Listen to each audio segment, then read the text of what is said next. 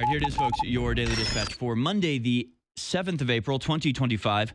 Trump digs in heels as global markets keep dropping over tariffs. President Donald Trump remained defiant on Monday as global markets continued plunging and fears of recession grew after his tariff announcement last week. He said other countries have been taking advantage of the good old USA in a post on Truth Social, his social media platform. Our past leaders are to blame for allowing this and much else to happen to our country. Make America great again. Trump has insisted his tariffs are necessary to rebalance global trade and rebuild domestic manufacturing. He has signaled out China as the biggest abuser of them all and criticized Beijing for increasing its own tariffs in retaliation. The Republican president also called for the Federal Reserve to lower interest rates on Friday. Federal Reserve Chair Jeremy Powell warned that tariffs could increase inflation, and he said there's a lot of waiting and seeing going on, including by us, before any decision would be made. Again, we'll get more into that here later in the Daily Dispatch, actually. But yeah, it's not just that. How did they put it? Trump is insisting his tariffs are necessary to rebalance global trade and rebuild domestic manufacturing. It's about eradicating the previous world order in total. It's about destroying the economic traps that we've been locked in that have systematically drained American resources and American prosperity over the course of decades. It's about upending the entire global order and resetting it entirely for the benefit of the people rather than the elite. It's the real Great Reset. The Great Reset was the branding moniker applied to basically the globalist takeover as they released a virus and then insisted that we all had to become slaves in order to fight it. We all had to become biomechanical automatons, give up all of our sovereignty, privacy, and freedom of speech to deal with the disease that they released. But it didn't really work. And in response, we reelected Trump. And now the real Great Reset is taking place, where we actually are undoing all of the, again, economic measures that have been designed and very effective at their design of enslaving America through so-called free trade, which isn't free trade because they all have tariffs on us. So again, I just don't want to downplay the incredible and epoch-making events going on right now from Donald Trump. Meanwhile, I don't know what to make of this. Most effective way to stop measles spread is MMR vaccine, says Robert F. Kennedy Jr., which is a little weird, a little out of character, I think. Personally, I don't understand this. Health and Human Service Secretary Robert F. Kennedy Jr. advocated for the measles, mumps, and rubella vaccine during a visit to West Texas on Sunday to comfort two families whose children died of the disease. Kennedy has been criticized for downplaying the measles risk and efficacy of vaccines, notes Axios' Mark Caputo, who first reported on the secretary's visit to Texas. The secretary has a long record of sowing skepticism about vaccines. Both children in Gaines County, Texas, who died of measles were not vaccinated, according to the Texas Department of Health and Human Services. Texas has the largest numbers of reported measles cases in the U.S., Kennedy wrote on X Sunday that 499 out of the 642 confirmed cases in 22 states were in Texas. Kennedy said on X Sunday he's visiting Gaines County, Texas, to quietly console the families and to be with the community in their moment of grief. He said he's there to support Texas health officials and learn how our HHS agencies can better partner with them to control the measles outbreak. Kennedy pointed to the deployment of CDC team to bolster local and state capacity for response across multiple Texas regions, supply pharmacies and Texas-run clinics with needed MMR vaccines and other medicines and medical supplies, along with other measures he's since taken. Since that time, the growth rates of new cases and hospitalizations have flattened, Kennedy said. The most effective way to prevent the spread of measles is the MMR vaccine. Which is a little weird, which is a little odd for him to say, considering his lifetime body of work in the past. And I don't really have an explanation for this, to be honest with you.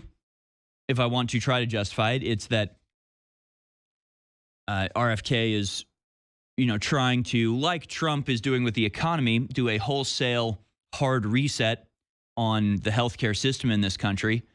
And he's sort of playing along in order to get the bigger things done But I don't know. But I don't know about all of this. It's very bizarre. Flashback: in the face of criticism of his handling of the federal response to the outbreak, Kennedy wrote an op-ed for Fox News Digital last month with the headline, "Measles outbreak is a call to action for all of us," and the subheading, "MMR vaccine is crucial to avoiding deadly disease." In the article, Kennedy wrote, "Vaccines not only protect individual children from measles, but also contribute to community immunity, protecting those who are unable to be vaccinated due to medical reasons," but said the decision to vaccinate is a personal one. And it's just very inconsistent. So I don't get it. I really don't. Considering that the MMR vaccine is one of the more infamous ones for the problems that it causes. And we actually are going to spend some more time today on the effects of vaccines, particularly COVID. But for some reason, over the weekend, COVID was making a lot of news. I'm not sure if you've heard it, but Anthony Fauci is out there making threats, threatening to release another disease like he did the last time, because we never punished him for that. So why wouldn't he do it again? We'll show you that video. We'll also show you some pretty disturbing discoveries from cancer doctors who, when testing tumors, found that they were primarily composed of spike proteins from the vaccine. So, yeah, we'll get into that a little bit later. Meanwhile, Netanyahu to meet Trump to talk tariffs and Gaza war. Netanyahu is set to meet Trump to discuss Israeli hostages in Gaza and U.S. tariffs. At least that's the official reason. The unofficial reason is because we're about to go to war with Iran on behalf of Israel, and Netanyahu is here to check up on his colony, make sure that we're ready to be sacrificed on the altar of Greater Israel. Israeli Prime Minister Benjamin Netanyahu is in Washington for a second meeting since Trump took office, and as Israel's war in Gaza marks a year and a half, Netanyahu says he expects to discuss efforts to release Israeli hostages from Gaza, as well as the new U.S. tariffs.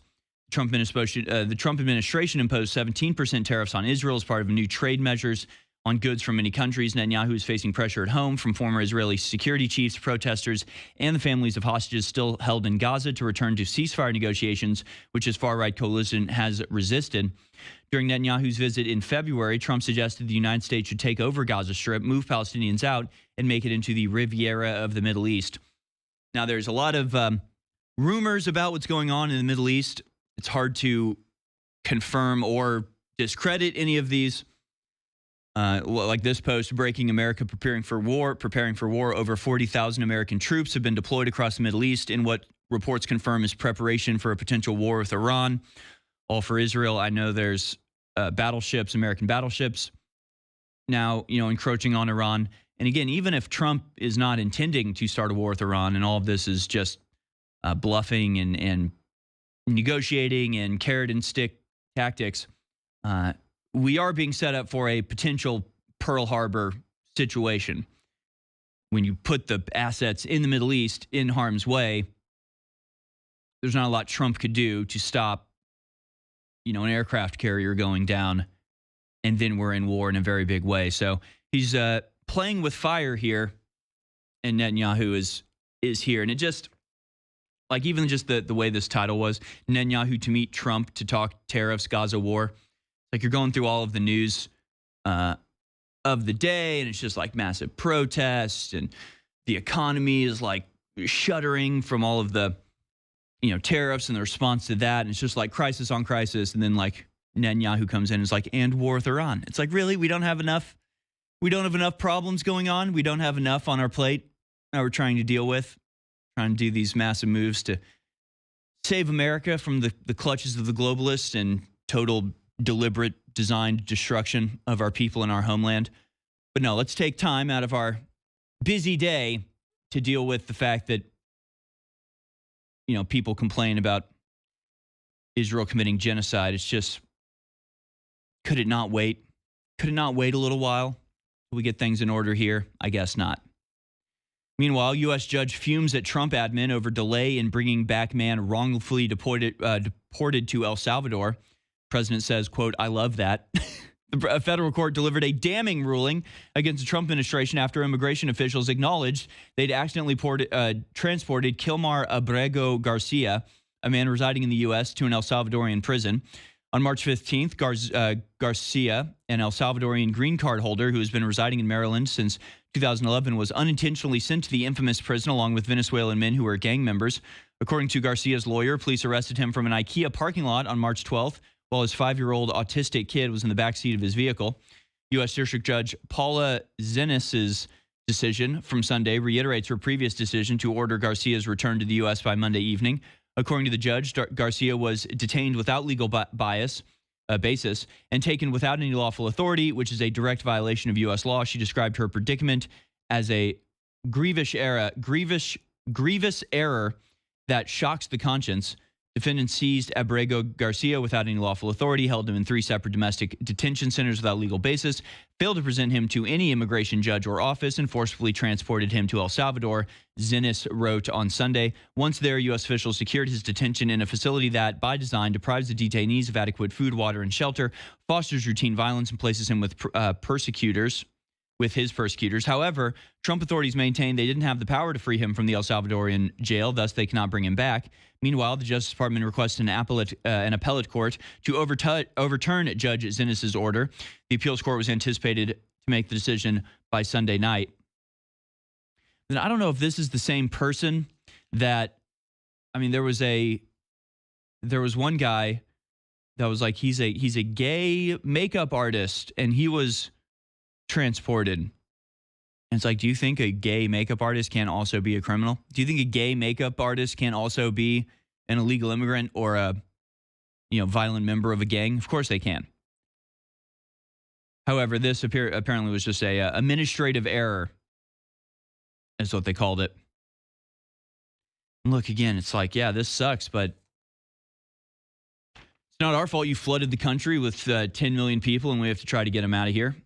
We should do everything we can to try to not, wrap up innocent people in that mix. But you've really set us an impossible task, and mistakes are going to be made. They never would have been made. We never had to do this if you never let 10 million people into our country. So sorry, but it is, in fact, your fault. And finally, we have this, and this relates back to the first story we covered in our Daily Dispatch. Federal Reserve holds closed-door meeting to review interest rate policy. The Federal Reserve Board will convene a closed meeting today to discuss changes to the advance and discount rates charged by regional Fed banks. The meeting will not be open to the public, signaling a potential sensitive shift in monetary policy amid ongoing market volatility. With pressure mounting from Trump to slash rates and recession risk looming, all eyes are now on the Fed's next move. So, Trump is facing a difficult choice here. Trump is facing a difficult choice. Do we allow the Fed crash the market, drive us into recession, manipulate monetary policy, be able to blame on Trump, bring about massive inflation and just terrible conditions for Americans, or does he go to war with Iran? These are the options. Do we go to war with Iran and keep the market afloat? Or do we reject Israel's land expansion and allow the Fed to crash our economy as punishment? I don't know. Which one would you choose? It's pretty difficult. That, of course, is just speculation on my part, but it seems like these things are coinciding rather coincidentally. That's your Daily Dispatch, brought to you, of course, by thealexjonesstore.com. Thealexjonesstore.com is where you can go to get the highest quality methylene blue, the Shilajit complex that is just massively powerful and important. The Irish sea moss, again, these practically, almost, I would even say literally magical substances that just spontaneously appear at certain parts on the earth, and they can be harvested, refined, and consumed as superfoods. I know, yeah, now the new truck contest is on. I don't know, can the crew scroll back to that? So there's now 2 cars available to win. One is a incredibly powerful Jeep. The other is a Tesla Cybertruck. Plus, you can get $20,000 in cash, and you enter by purchasing things at thealexjonesstore.com. Go to thealexjonesstore.com/Harrison to let them know who sent you. For every $1 that you spend there, you get 10 times entries to win one of these 2 incredible trucks. I don't even know which one I'd rather have. The 2024 Jeep Rubicon 392 4x4 plus $10,000 in cash. That is just an incredibly powerful car. But then you've got the Cybertruck, which, of course, is like you're driving around in the future, which is pretty awesome. And in fact, driving around the Cybertruck the other day, it really is unlike any other car you've ever driven. It really is insane. And you can feel the technological advancements, even in just the way you like change the air conditioning and stuff. It really is an experience driving in that car. And you can own it by going now to thealexjonesstore.com/Harrison, purchasing something, crossing your fingers, and hopefully winning the raffle. Somebody has to win, and it could be you.